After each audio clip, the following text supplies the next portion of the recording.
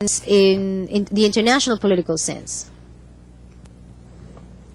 Could I ask the questioner to repeat the question? ¿Puede repetir la pregunta? ¿Sí? ¿Cómo lograr How can we achieve el sentido político internacional? Oh, how can you actually grasp the wideness, the amplitude of the international scenario, the political scenario on a worldwide scale? How can you actually understand that, comprehend it, and apply it? That's what I understand to be the question. That's a very good question, and unfortunately, again, there is no easy answer because it's such a complex environment we all deal with now. Much more complex than even 5 or 10 years ago. My only counsel is be open to it, but also start developing mechanisms that allow you to keep valuable information and throw away useless information. Those filtering mechanisms are really essential. There is no easy answer here. You just have to try. In terms of developing political sensitivity or literacy, I think one must also risk a little bit. You must ask the kinds of questions that may get you in-depth answers. You may have to travel abroad and feel, like a barometer, feel the temperature of different areas of the world. A good example is, nowadays, look at China. Right after Deng Xiaoping passed away, what's happening? Keep a watchful eye and listen carefully. Muchas gracias. Much. And now we will continue with module number 2, in which Dr. Cheng will explain the characteristics that today's multicultural entrepreneurs should possess in order to be successful internationally.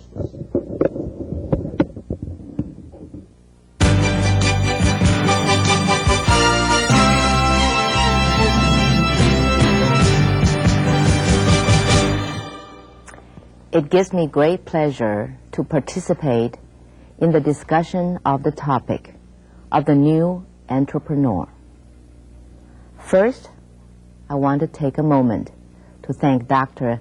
David McClain for a wonderful and insightful presentation. He not only provided a solid foundation for my discussion, but also offered critical views about the business realities of developing global business connections. The purpose of today's presentation is multifaceted. I would like to take a moment to present my outline. First, I will present the new economic realities. I base my discussion on the work of Dr. Ellen Bailey, the Dean of College of Business Administration at San Diego State University.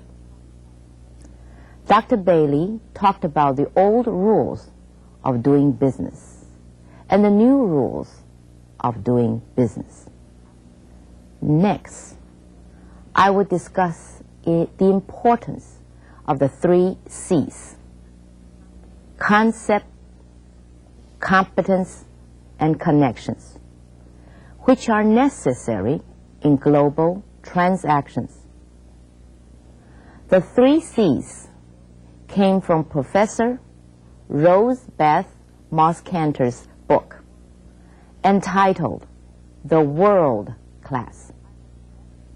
Then I will elaborate more on what Cantor and Bailey both talked about in the context of local implications, and followed by the discussion of the necessary ingredients to be a global manager.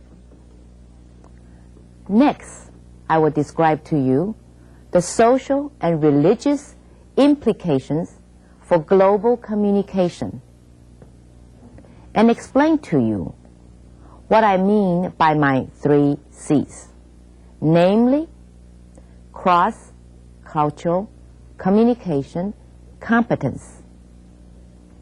In my article, which you can find in the appendix of your participant's manual, Beyond Bilingualism, A Quest for Communication Competence, I provided some groundwork for this discussion.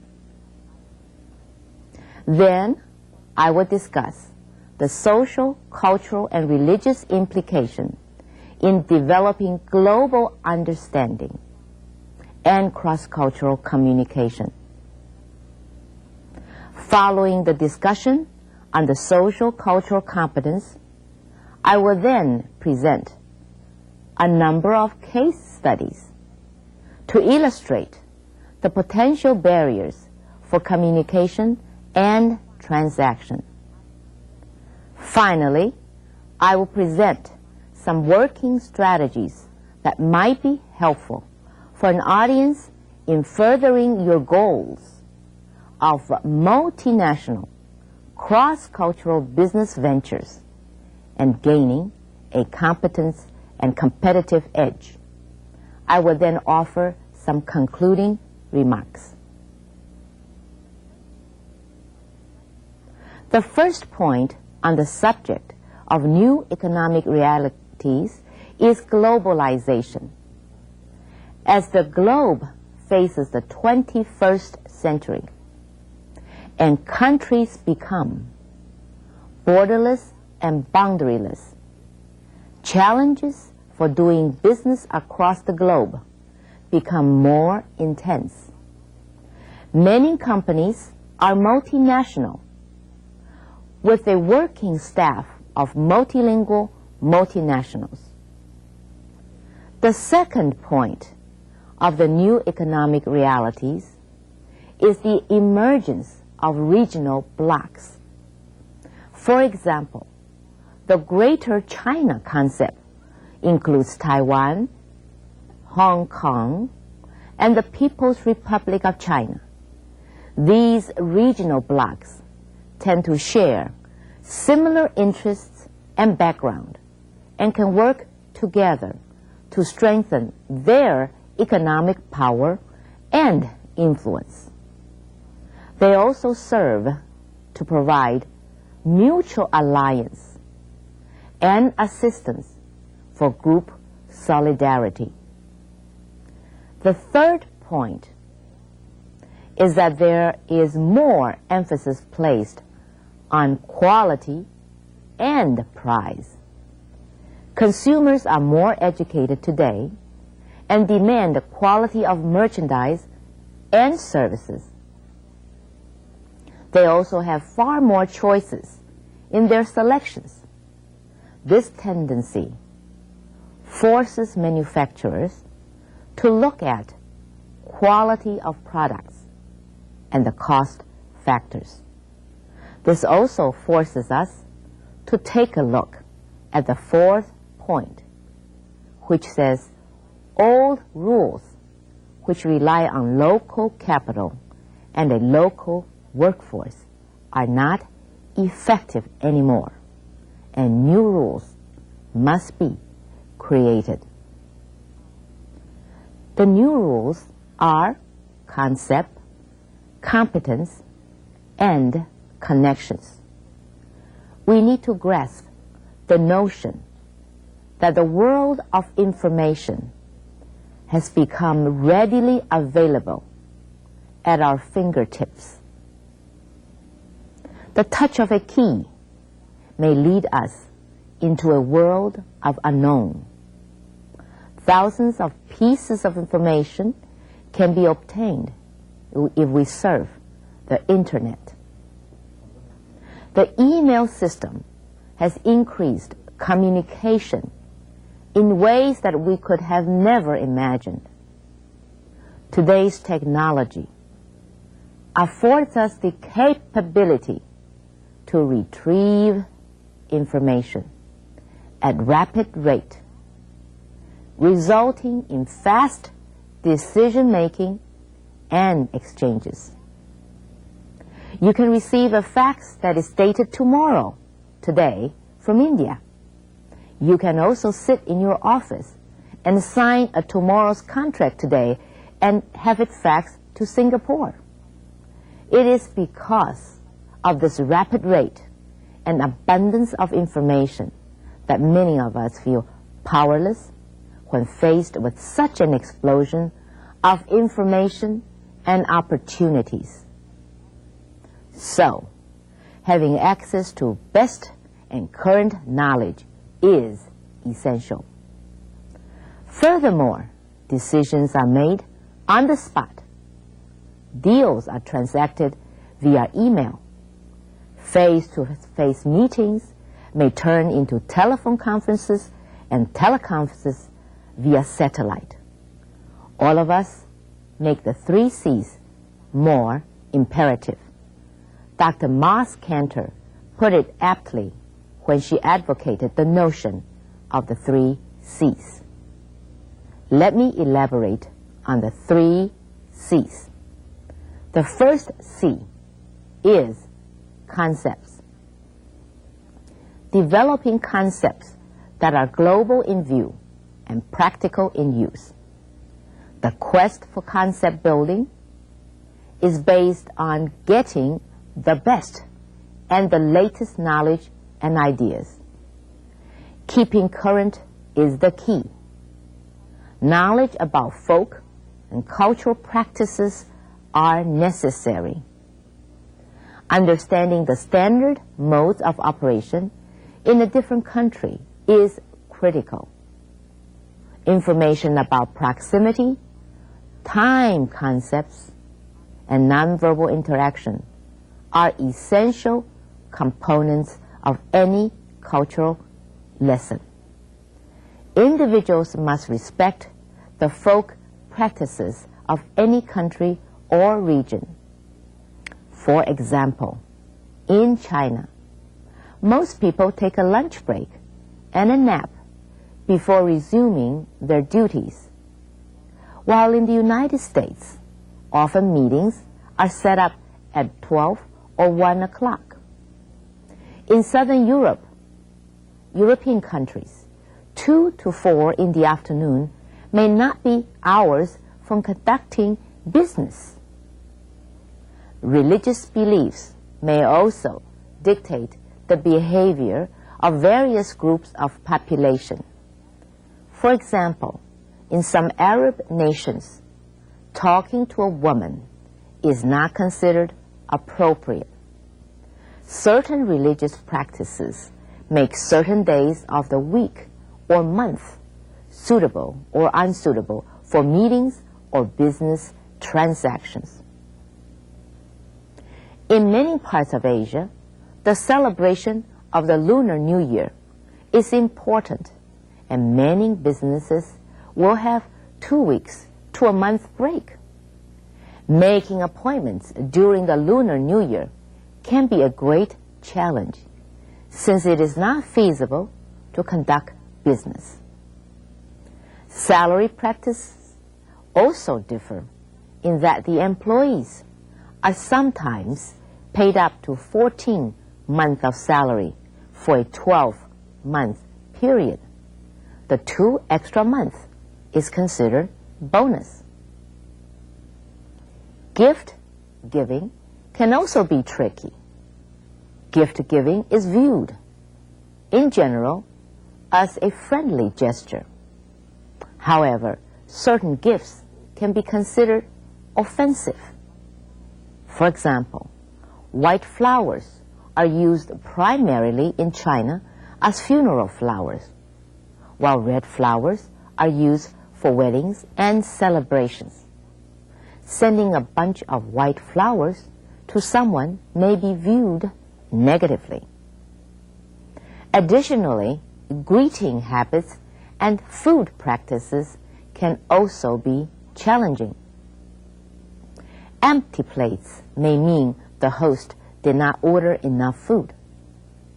Each region may have different views on delicacies, such as snake, monkey, fruit bat, sea cucumber, jellyfish, etc. The second element is competence.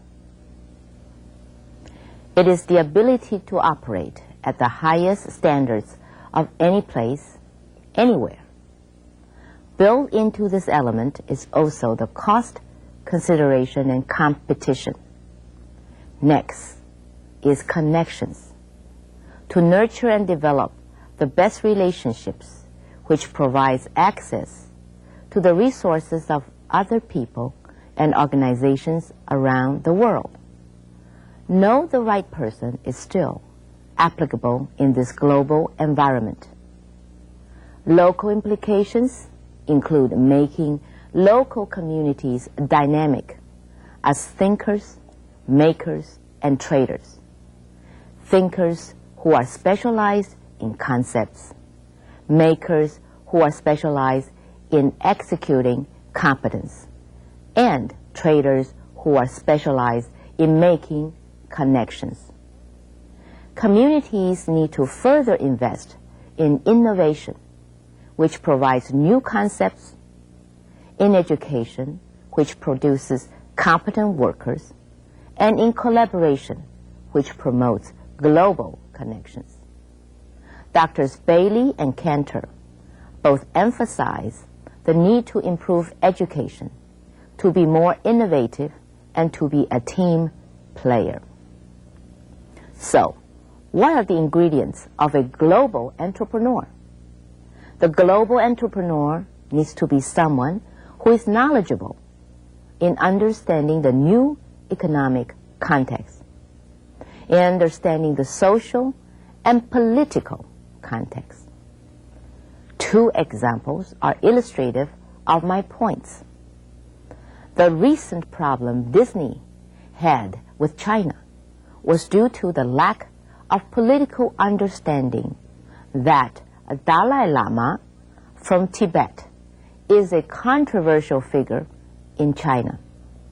But producing a film on Dalai Lama created extreme political problem for the Disney enterprise. The McDonald's enterprise signed a lease to operate in the heart of Beijing, China, in the Wangfujing area. From the first day of business, people lined up for blocks just to get a hamburger. Out of the blue, they were asked to relocate before the lease ran out. They were told that the city government's new urban planning required that they be relocated. The McDonald's case was another example of the lack of understanding of cultural and social implications of a written contract or lease. China is essentially ruled by people, not by a piece of contract. A piece of contract can be easily torn up and violated. Lacking that understanding caused a lot of headache for the McDonald's enterprise. The main reason was that a business tycoon from Hong Kong planned to develop the area. Finally, the case was settled. McDonald's was relocated, and it was promised that they would be able to move back once the area is renovated. They were also given some more new franchises. However, the overall experience can be viewed as very positive. Now, I would like to spend a few moments on the social and religious implications for global communication, with an emphasis on developing cross-cultural communicative competence. I will then offer a few case studies and will offer some working strategies for global thinkers and workers. Wuhan, a Taiwan-based large liquid soap manufacturing company, decided to invest in China. During their first few visits to the city of Wuhan in central China, they were treated very well. Their intention was to set up the manufacturing system to produce liquid soap and then use the squeeze bottles that their other factory produced in Taiwan. Their goal was to market this product in China.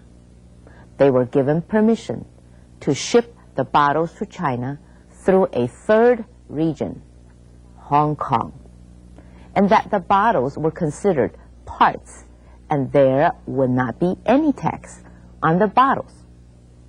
It took the company 2 years to set up the entire manufacturing operation in China.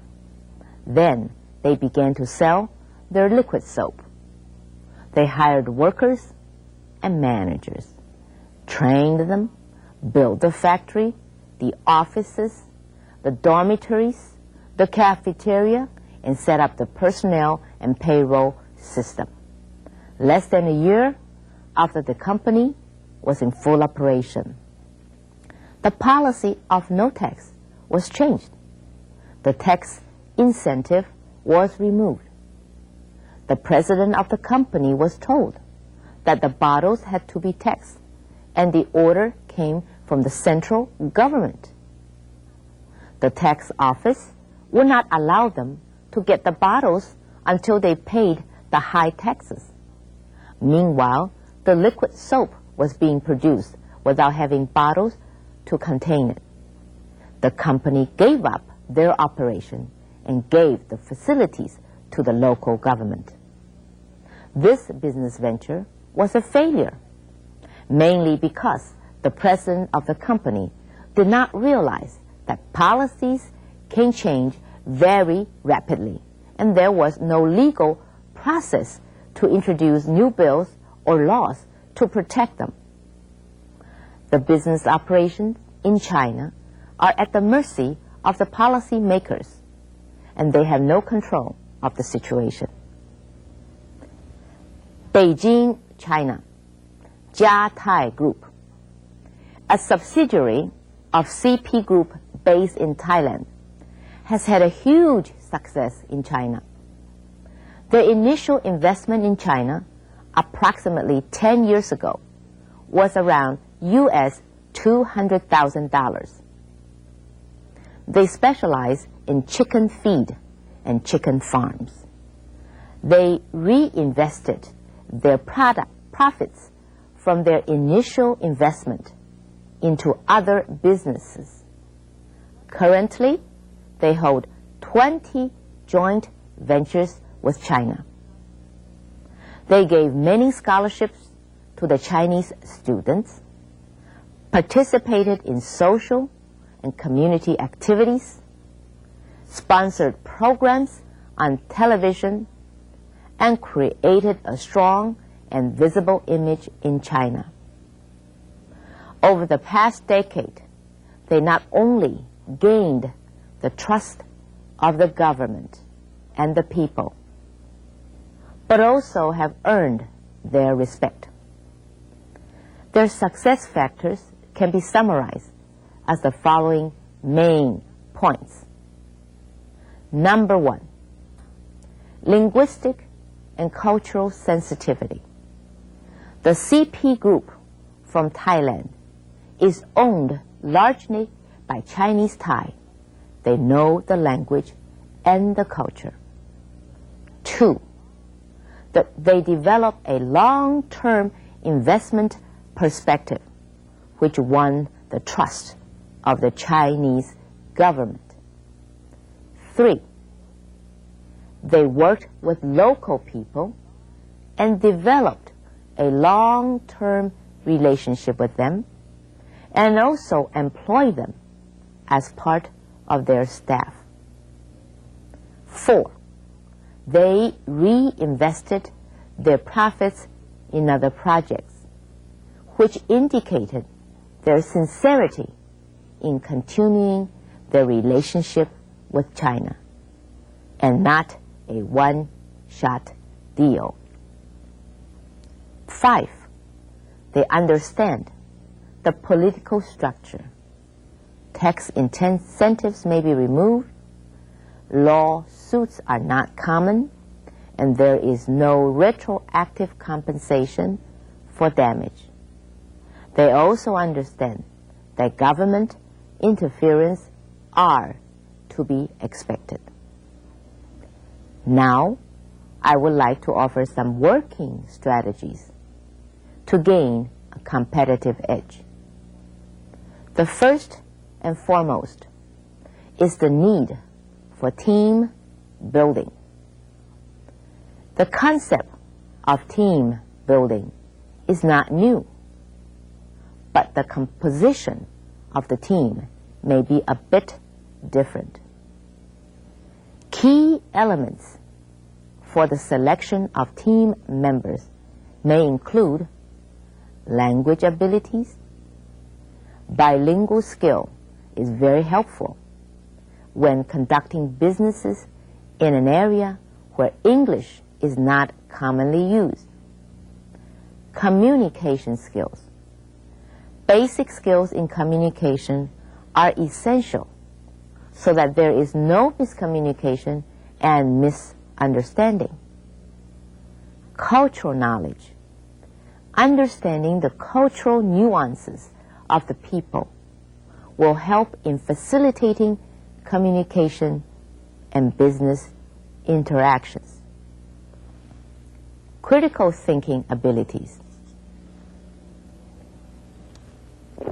The overall ability to solve problems on the spot may be necessary to survive in this competitive arena. Adaptive abilities, being able to adapt to change, to dress code, time, proximity, space, etc., is a requirement for success. Interpersonal skills. Being open and friendly may lead to unexpected outcomes. Intrapersonal understanding. The understanding of oneself is crucial in interpreting social interactions and messages. Finally, professional training is a must in being the new global entrepreneur. The second step is to nurture a relationship. Developing a long-term working relationship is part of the secret of success. The following points are of paramount importance to building relationships. Find opportunities to meet people. Keep in touch with the people you have met. Expand your business network. Plan to travel and find out more about the places you have been and learn from the local business people. Join local organizations that have a global focus, such as World Trade Center, Convention and Business Center, Chamber of Commerce, etc. Next, participate in trade missions. This third point is goal setting, including long-term and short-term goals. One cannot be successful if one has to have no clear goals. The following questions may need to be answered. What to achieve? When to achieve them? Who to contact? What is necessary? How can goals be accomplished? This fourth element is understanding of barriers. One must be aware of the major roadblocks that lie in many business encounters. The following differences may make you or break you. One must be aware of those differences. They are